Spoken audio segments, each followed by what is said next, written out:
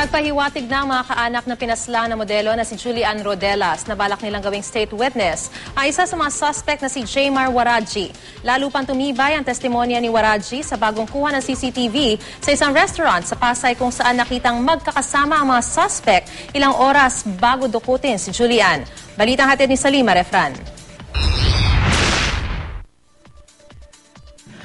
Kuha ito ng CCTV ng isang seafood restaurant sa Pasay City, gabi ng November 5. Makikita sa video ang akusadong sina Fernando Quiambao Jr. at Jaymar Waraji at ang hinahanap na suspect na si Efren Talib.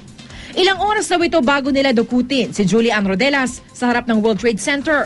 Si Quiambao ang unang pumasok na nakaputing t-shirt at naka-shorts. Susunod si Talib na nakapantalon.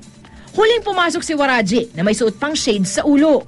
Unang napwesto sa mesang pahaba pero lumipat dahil malamig daw. Umorder ng pagkain at nag-usap. Matapos ang halos isang oras, umalis ang grupo. Ang CCTV na ito ayon sa pulisya, sumuporta sa naunang salaysay ni Waraji. Makikita natin na credible witness siya. Kasi lahat ng pangyayaring yun, yung pagkain nila doon sa seafood restaurant na yun, na nababanggit niya sa kanyang mga statement.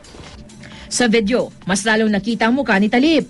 Tugma ang itsura sa nakuhang litrato ng QCPD at sa lumabas na artist sketch. Inilabas din ng pulisya ang facial composite ng isa pang suspect na si alias Aldos. Nabasahan na ng sakdal para sa kasong murder sa QCRTC Branch 223, sina Altea Altamirano at Quiambao. Nagkapatinuturing mga mastermind sa krimen, pati na si Waraji. Sina Quiambao at Altamirano tumanggi magpasok ng plea, kaya korte nagpasok ng not guilty plea para sa kanila. Si Waraji naghain ng not guilty plea.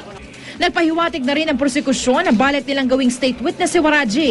Binalik pa sa CIDU Detention Facility sa Camp Caringal sina Altamirano at Quiambao, pero ililipat din sila agad sa kustudiya ng BJMP.